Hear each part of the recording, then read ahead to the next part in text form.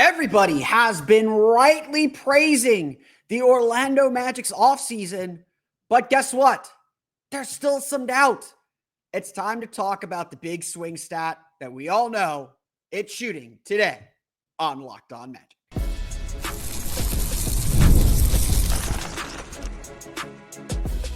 You are Locked On Magic, your daily Orlando Magic podcast, part of the Locked On Podcast Network. Your team every day.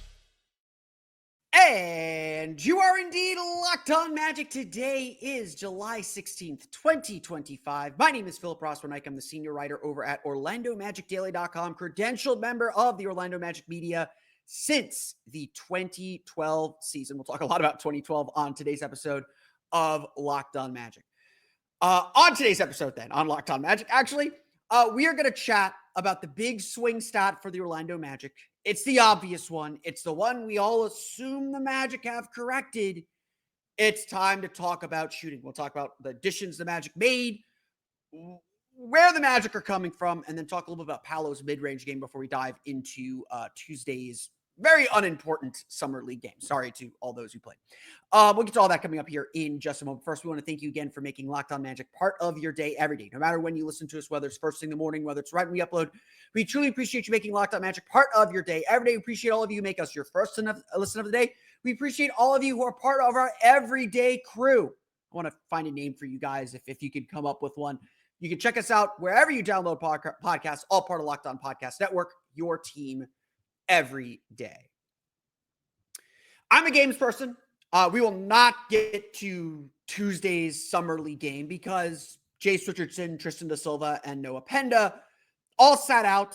Does not mean they're done. They could very easily play Wednesday, and we will have something to talk about. We'll talk about them more on tomorrow's episode.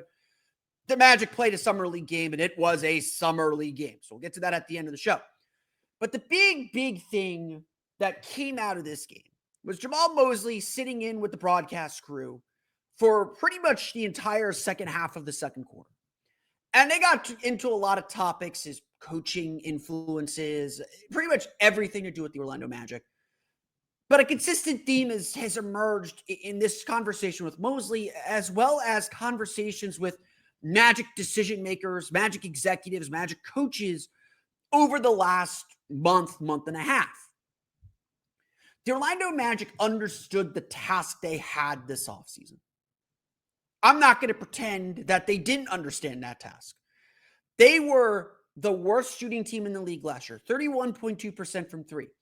It was actually the second worst three-point shooting in team history. In team history, only the expansion 1990 Magic shot worse from three, and teams did not really start shooting threes at the volume we're talking about, 33s per game, until after the 2009 Orlando Magic, one of the teams that really revolutionized the use of the three-point shot and will not get the due credit that they should for that revolution and the proof of concept of what they were doing. Quite simply, we know the Magic's big problem. We know the big issue that they faced. The highest the team has finished in three-point field goal percentage. Again, they were 27th in offensive rating last year, last in three-point field goal percentage, last in three-point field goal makes. The highest the Magic have finished in three-point field goal percentage since Dwight Howard's departure in 2012 is 12th. They were 12th in three-point shooting back in 2019, 35.6%. Do you know how much this Magic team would kill to shoot like that? They've been outside the bottom 10 in three-point field goal percentage just 4 times in the last 13 years. It is no wonder the Magic have not had an offense outside the bottom 10 in that time period either. If the Orlando Magic, who have made it very, very clear, Jeff Weltman was on SiriusXM radio on Tuesday saying very, very clearly, our goal is not just to win the East. We want to win the NBA. The Magic are saying that quiet part so loudly. They are putting the expectations and the pressure on themselves. If the Magic are going to get there, they're going to need to be able to make three-pointers. Now, Orlando thought they addressed this last year. They signed Kentavious Caldwell-Pope, one of the best spot-up three-point shooters, one of the best floor spacers in the league, someone who fit their defensive identity and did indeed add to their defense. And it didn't work. For whatever reason, it didn't work. Shot 34% from three, certainly boosted by a late season push from three, and then struggled a ton in the playoffs.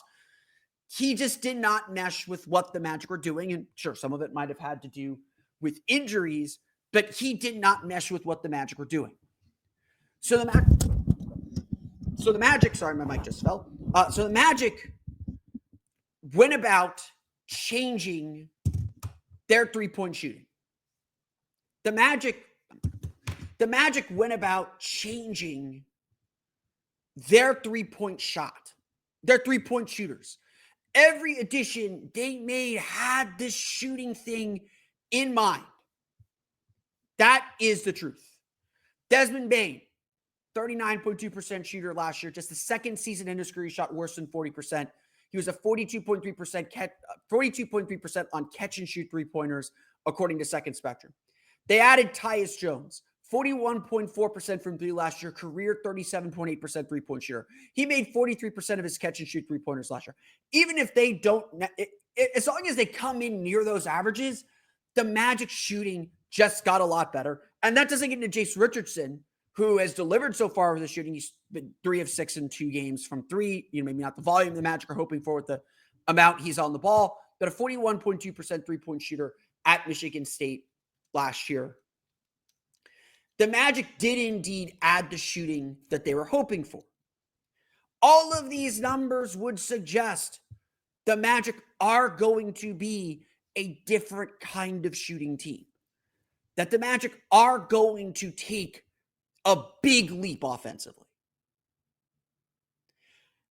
But I'm sure I said those things last year.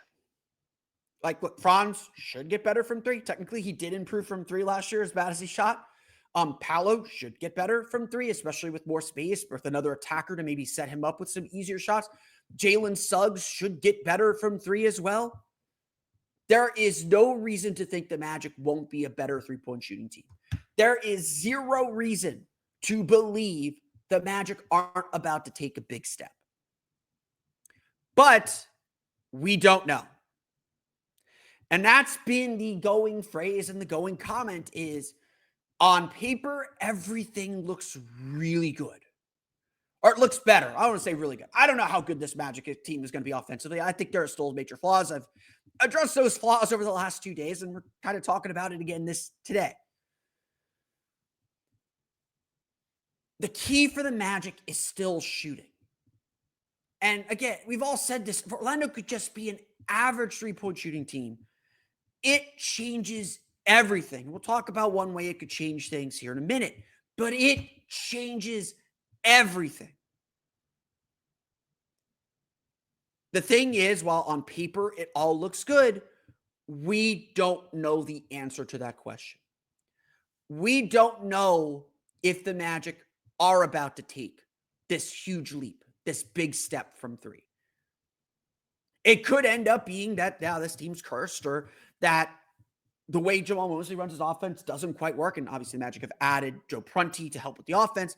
We don't know. So shooting remains a big swing stat because we don't know what this team looks like, how this team's going to come together. On paper, it looks good, but we don't know. We're pretty sure, we're hopeful, we're confident, and we should be. There's no reason to think the Magic won't be a better shooting team. But we saw this so many times last year. We saw this in Tuesday's Summer League game. The Magic played a pretty energetic and decent defensive Summer League game, but they couldn't make a shot. 9 for 36 from three. And that changed everything with the normal Summer League turnovers and all that stuff. And it's just Summer League. I'm not going to freak out. I'm not, like, there's a reason I'm not leading with Summer League stuff. But shooting matters. There's no getting around it. It matters.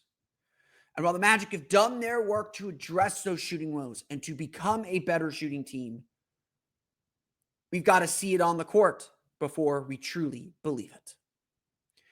And that's going to open up another world, another Pandora's box of shooting. because a big area where the Magic could improve is with Paolo Banchero and his mid-range game. We're going to talk about that coming up here in just a moment. But first, today's episode of Locked On Magic is brought to you by our friends over at Monarch Money. Ever wish managing your money felt easier? With Monarch Money, it can. Whether you're growing your savings or planning a big purchase, Monarch puts you in the driver's seat. It's like having your own personal CFO, giving you full visibility and control over your finances. Monarch Money is more than a budgeting app. It's a complete financial command center. You can track all your accounts, investments, and spending in one place. So in addition to managing your money, you're also building wealth.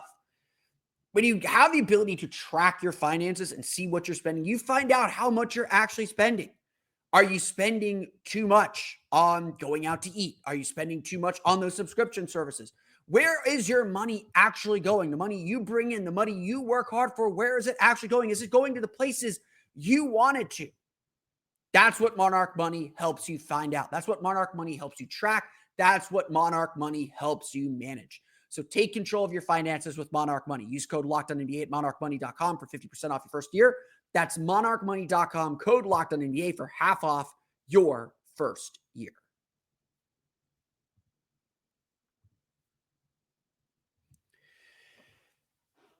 Paolo Banchero is a max player. We talked about that last week. We talked about that and why he is a max player worth every single penny the Magic are spending on him. You're not going to find an argument from Magic fans. I'm preaching to the choir. Honestly, even his detractors would agree he is a max player. They might disagree on whether he should have gotten the player option that he got, but he is a max player. And I don't think that's up for debate. What continues to be debated among some people is just where he places and whether he can be the kind of star that leads you to a championship. Again, the Magic are talking a big game. I'm not the one sitting here saying, oh, this is a championship level team. I think they're still another year, maybe another move away from being very serious about that. The Magic are the ones telling us we think we can win a championship. Maybe not this year, but very, very soon. And so, how do the Magic get there? I think a lot of the criticisms people have of Paolo Banchero are they're fair but unfair in their conclusions. People who are obsessed with his advanced analytics, and I've heard people, I think it was the Game Theory podcast when they discussed Paolo Banchero's extension, they said a lot of these advanced stats don't know how to track superstars, especially superstars on flawed rosters like the Orlando Magic's, like a team that doesn't have quality shooting to create space and make his job easier. They can't tell you, oh, the quality of Paolo's shots are tough because no one is leaving their shooters, or they're leaving the shooters and doubling and triple teaming him. The numbers can't tell you that. And so I think you get a lot of people who don't understand the context of numbers. I'm a big numbers person. I do believe in analytics, but I think analytics without watching games, without proper context, that's the problem. You have to ask yourself, why do the numbers reflect this? Sometimes I think people are just looking at numbers straight up and making conclusions. And so there are still a lot of areas where Paolo can get better. I don't think his critics pick on things that are there. They're not wrong. They're just wrong in the conclusions they draw from them, or just making grand sweeping conclusions about a 22-year-old who's already done so much. It's at this point then that I think it is really, really important to understand a big area where Paolo Banchero is going to have to get better. And hopefully having more space, having more shooting around him, having another playmaker, hopefully the Magic improving the personnel around him will get him to this level. And that is his mid-range game. Look, Paolo Banchero is a scoring machine, 25.9 points per game, even in an injury-filled season. If you take out the games where he was still clearly working his way back from injury, and again, I think we talked about at the time, probably like how much grace can we give him for coming back from that injury. After the All-Star break, he was phenomenal. His efficiency was incredible after the All-Star break. he played very, very well coming off of that injury. And so it comes down to Paolo has to be more efficient in the shots that he takes. Last year, Banchero was third in the league with 4.7 mid-range field goal attempts per game, according to NBA.com, but he made only 41.7% of those shots. That was the second lowest percentage among players who took at least 4 mid-range attempts per game. And again, the only players who take a lot of mid-range jumpers are stars. The mid-range game is the providence of the stars because the other efficient shots are taken away. The star takes the mid-range shots. So only Joel Embiid of the 9 players who took 4 attempts per game from the mid-range shot worse than Paolo. He was 8th worst among players who attempted 3 mid-range jumpers per game. There are some big-name players. Luka was only 38.9% on 3.1 mid-range jumpers. Everyone compares Paolo to Jalen Williams. They play different roles. I don't think the comparison is necessarily fair, but Jalen Williams is an elite mid-range shooter, 45.9% on 3 mid-range attempts per game. Beyond those comparisons, beyond those numbers, 23.9% of Banchero's field goal attempts came in the mid-range. Nearly a quarter of his total shots are mid-range jumpers. He has to be better. In the playoffs, he shot 37.7% on 8.6 mid-range field goal attempts per game. Again, Celtics forced a lot of difficult shots. Paolo took a lot of difficult shots. Among players who took 4 mid-range field goal attempts per game in the playoffs, only Giannis shot worse. So again, there is an area for improvement. Paolo has to be a more efficient shot maker and shot taker. If he's going to take a lot of mid-range shots, percent is kind of the elite level. Certainly needs to be above where he was at last year in the low 40s. This is the bigger point, though. Paolo may have already taken that leap. All those full season numbers include the stretch in January where he was very, very clearly working his way back into health. After the All-Star break, Paolo shot 39.2% on 5.7 mid-range attempts per game. Or that was from the time he returned from his surgery until the All-Star break, he was at 39.2% on 5.7 mid-range attempts per game. After the All-Star break, he averaged 29 points per game, shot 47.3% from field, 33.3% from three, a 58.3% true shooting percentage. It's a small sample of 24 games, but after the All-Star break, Paolo Banchero looked more like an elite star in the making than a player who has rough statistics. He shot 42.5% on 4.4 mid-range field goal attempts per game after the All-Star break. So again, still a decent volume, a slightly better percentage. He made more of these shots. And if this is a place where he's going to make shots, he's going to have to be a lot better. And again, when he was healthy last year, he was very, very clearly, maybe not all the way there, but an improving player from the mid-range. The question remains, will Paolo keep getting better at this? Will Paolo continue to take that step up and be a better and more effective mid-range jump shooter? If he can, it changes everything about the Magic. Because as much as we want to talk about the shooting, and the shooting is going to give him the space to get these points, you go as far as your stars take you. Franz Wagner adding a mid-range jumper was huge. Changed his game completely. If he is even halfway decent from three, Franz Wagner becomes unguardable.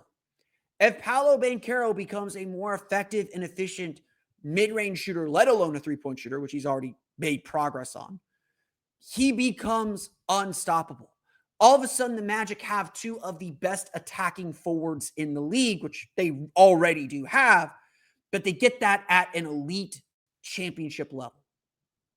We talk about the things that are going to swing the Magic from nice, competitive, good team to elite championship level team. These are the things. Improved three-point shooting from the rest of the roster.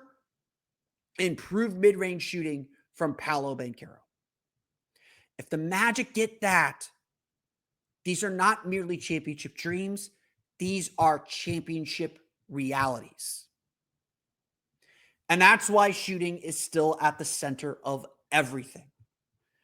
And frankly, well, yeah, Desmond, Bane, and Tyus Jones and Jase Richardson should help with the Magic shooting. Jalen Suggs in a more complimentary role should help with the Magic shooting. We have to see how this all comes together. And at the end of the day, the Magic are going to go where Paolo and Franz's development takes them. So we'll see what that looks like in about 2.5, 3 months. Let's talk a little bit about Tuesday's Summer League game. There isn't much to say, but we'll get to it coming up here in just a moment.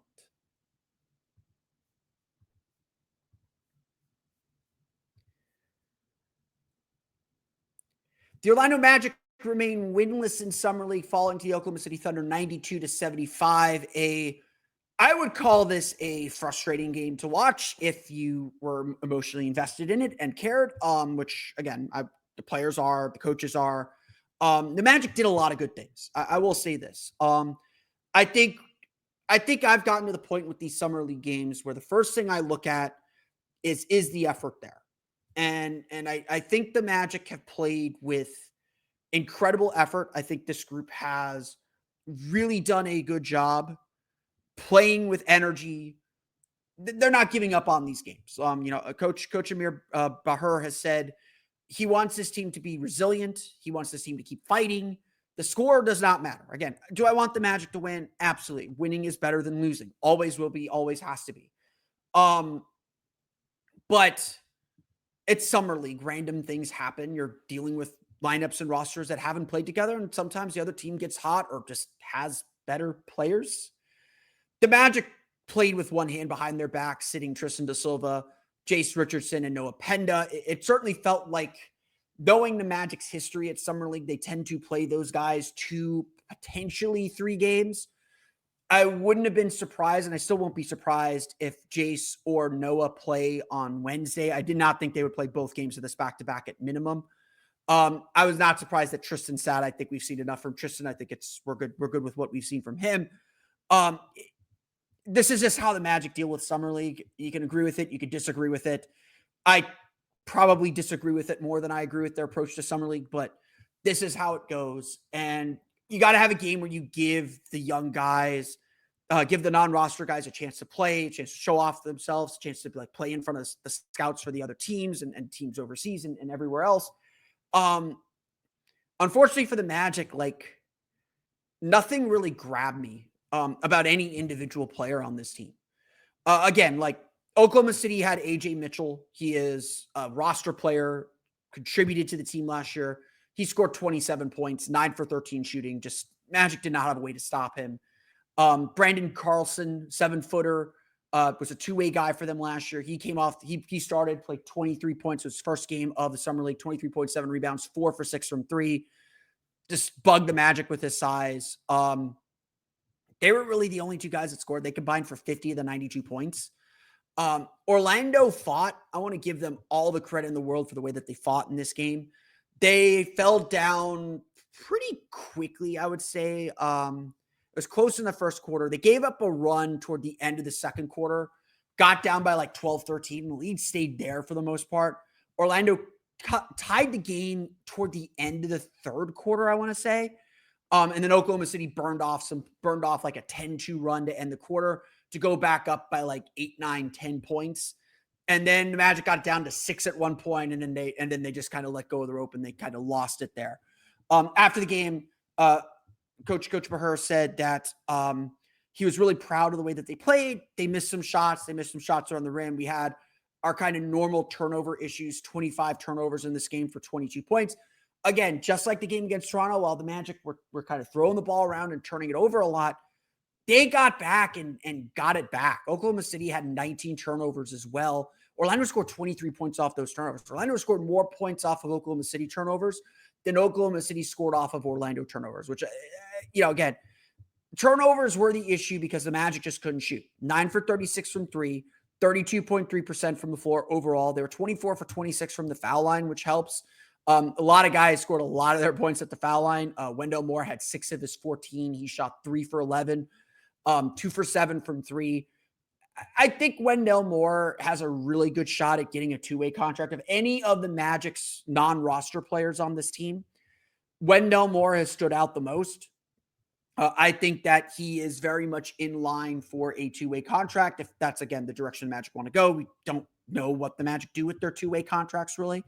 I don't have, frankly, I don't have any rhyme or reason to their decisions on those two-way contracts. He played well. Ethan Thompson bounced back really nicely at 16 points. He made 4 of the Magic's 9 3-pointers. He was 4 for 8 from 3, but 5 for 12 overall, so 1 for 4 inside the paint. A decent showing for him. Scala BCA, like, again, he's a veteran. We know what we're getting. 10 points, 1 rebound, 5 fouls, 3 blocks. It's, again, a very summer league stat line. But again, other than that, like, Janelle Davis got his first extended run, had 10 points, but 4 turnovers.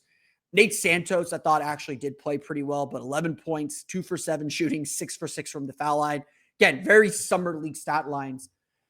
Nobody stood out in a particularly meaningful way. And again, these guys, they need to stand out and stand out in positive ways.